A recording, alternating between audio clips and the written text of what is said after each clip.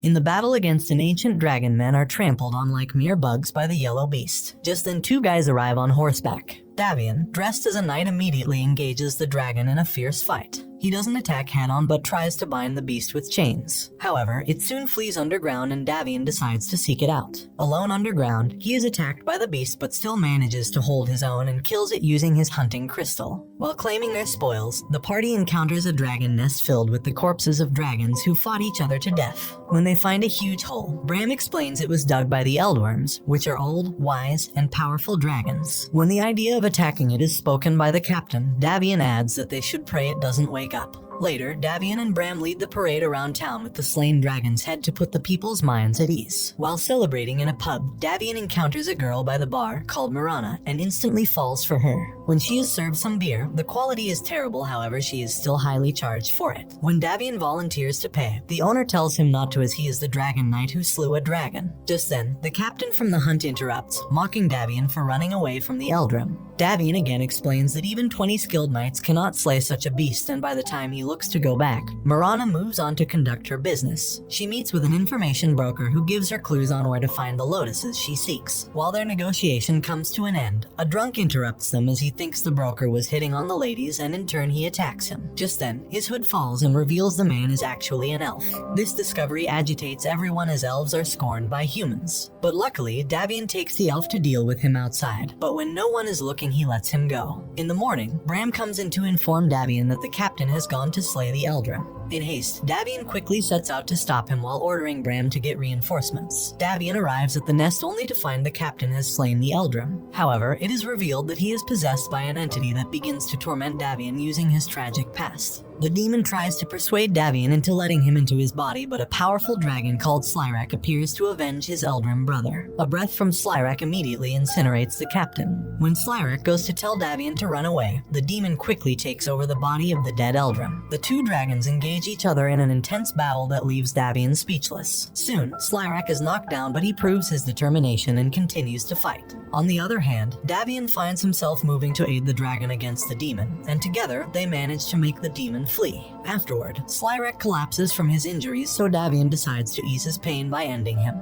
Before he does, Slyrak cuts his throat in an instant. Davion manages to emerge from the hole, but he is attacked by some bandits who want to loot him. He wakes up naked to the sight of a saber-tooth, Princess Mirana, and Marcy, her aide. Later, Mirana tries to question Davion, but he explains that all his memories are murky and jumbled. The duo let him accompany them until they get to the city. They arrive at an inn, whose owner is an acquaintance of Davion's, so they are allowed to lodge for free. While drinking, Davion coughs up a ring that another customer recognizes belonged to his brother. The customer confronts him, revealing his brother and friends were recently found shredded to pieces, and a dragon knight's armor was also found with the bodies. He attacks Davion, however he manages to defeat him with ease. Meanwhile, Mirana is surprised that the black market doesn't look black but rather flashy. They are led inside where they are welcomed by Nikto. While trying to negotiate, the broker elf who works for Nikto reveals her identity, as well as the fact that she is wanted. They are then taken to an underground cellar to be sold off, but unfortunately for the traders, Mirana and Marcy are no ordinary ladies. Marcy attacks the men barehanded, defeating everyone present easily. Mirana also succeeds in getting valuable information out of the elf.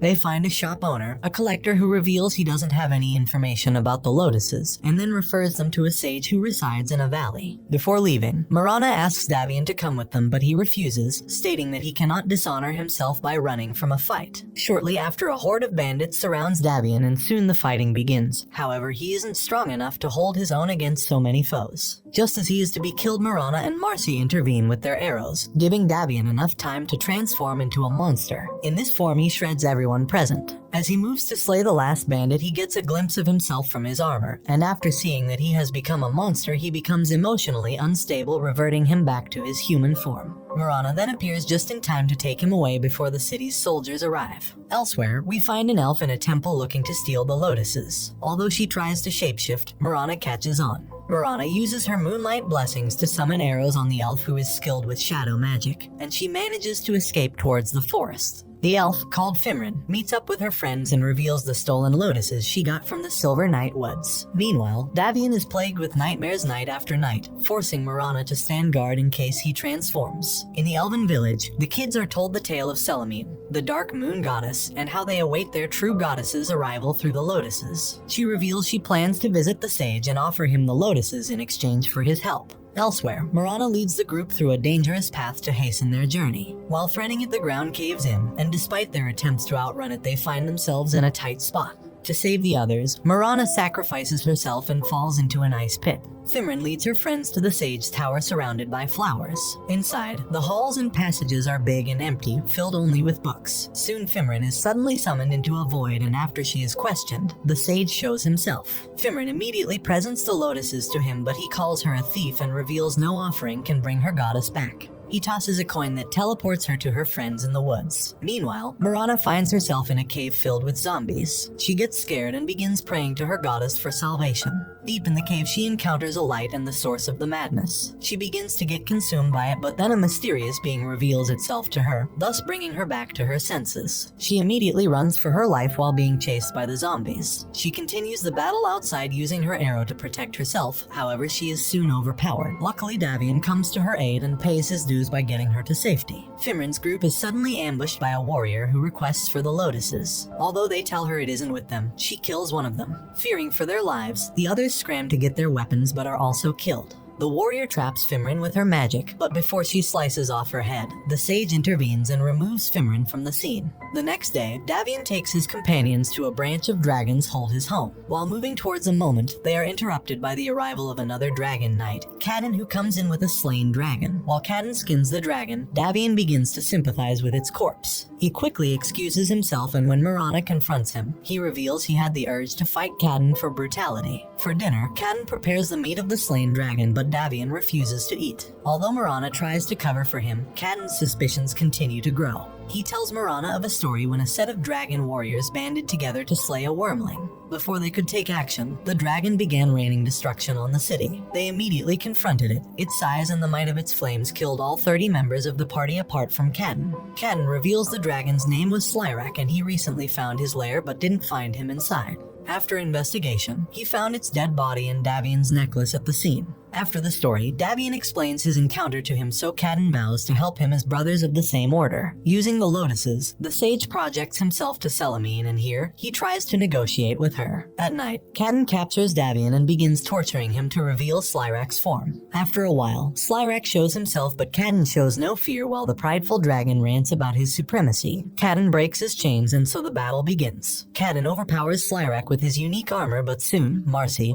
and the others come to help. Just then, Slyrak transforms into a full-blown dragon and engages Cadden in an intense battle. Cadden surprisingly holds his own, but when there's a direct exchange, Slyrak is the last fighter flying. It turns out the sage and Selamine were once married and had a daughter. The sage reveals his hatred for her was the fact she didn't save their dying daughter despite having the power to. His presence angers Selamine, so she appears to her worshippers proclaiming war on the elves, whose act made it possible for the sage to contact her. After the proclamation, Luna, the captain of the Night Silver Woods, assembles her soldiers of the Dark Moon Order to battle. The soldiers are teleported to the different elven enclaves all at once, where they begin the subjugation. Davion in his dragon form brings the entire group to safety before crashing down unconscious. His mind, however, is taken to a dream world where he walks into the midst of the other Eldwurms. Here, the Thunder Dragon reveals the name of the demon who killed Slyrak to be Terrorblade. With Davion trapped in the dream, Slyrak awakens in control and attacks Mirana and Marcy. They flee on the Saber-Tooth only to crash into the forest. Mirana wakes up from the crash only to find that Marcy has been injured.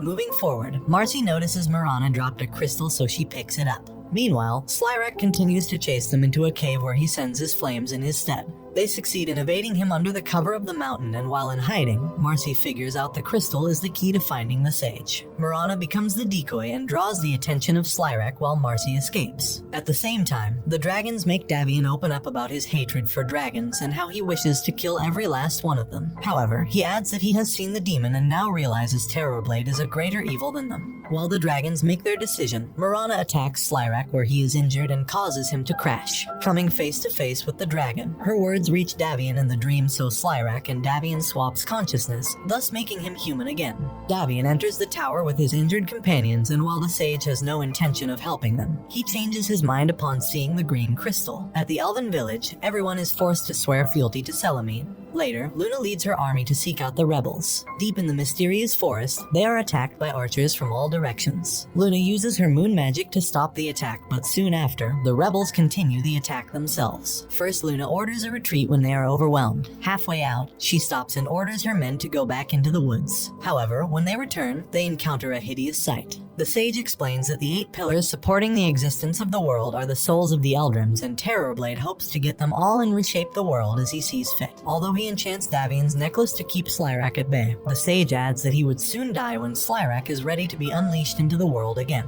When Mirana and Marcy awaken from their healing process, the sage decides to show them the true nature of their goddess. He reveals to them the destruction Selimine is bringing upon the elves by using her trusted servant Luna. Seeing the obvious truth, Mirana doesn't believe and refers to the sage as the devil of the moon. He magnanimously allows them some time to make their decision.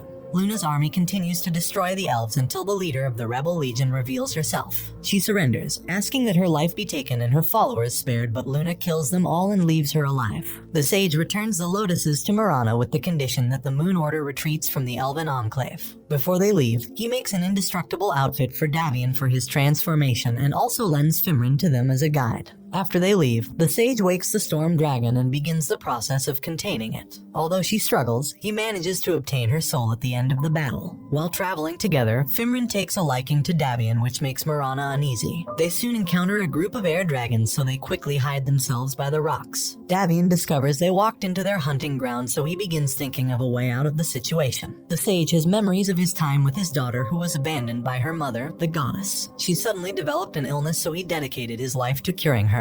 He continued to live with his brilliant child alone in the tower while at the same time working with scholars about her disease. As a last resort, he is told to seek the help of the child's mother, so he gets angry. The next morning, Mirana reveals that Fimrin had run away with the lotuses. Fimrin soon encounters an air dragon but manages to keep her head in place. However, she drops the box in the river. She goes to retrieve it, but it doesn't teleport when she uses her magic. This time, she risks her life to get it but draws the attention of the dragons. They begin chasing after her, so she flees until she arrives at a cave.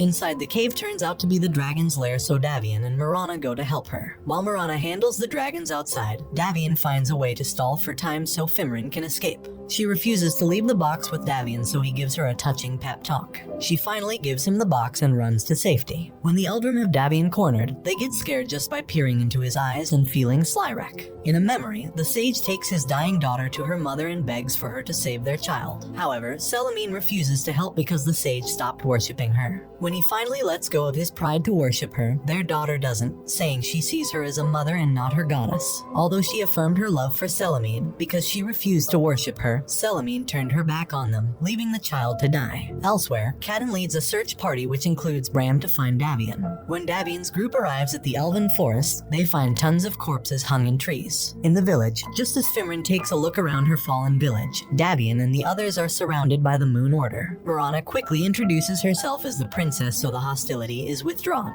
Luna arrives and invites Mirana to her tent. Inside, she hands over the box to Luna, but when she tries to open it, it doesn't budge. Mirana explains that the sage enchanted the box, so until the agreement to withdraw is fulfilled, it would remain shut. The next day, Davion bids farewell to Mirana while she prepares to be accepted back by Selimine. At night, Mirana prays to Selimine and offers the lotuses as an offering. When it opens, an enchantment bursts out that seals the moon magic of Selimine. The elves immediately move to attack, so Mirana pleads for peace. She is attacked but is protected by Marcy. The elves choose violence, and so a new battle erupts thanks to the sage's meddling. When the priestess tries to summon Selimine, the sage interferes and turns her into a vessel for the demon Terrorblade. He immediately takes control of the worshippers, but then Selimine appears from the sky and greets him with a grand spell. Davion and Fimrin return only to find another round of senseless killings. In the heat of this, the rebel leader confronts Luna. The two battle each other freely, with no magic for assistance, but then Fimrin uses her shadow magic to attack Luna. She goes all out in an endless combo of strikes until she slays Luna, who previously killed her friends. When Davion tries to interfere, he gets surrounded by the soldiers. Leaving him with no other choice, he takes off his necklace and transforms into his dragon form.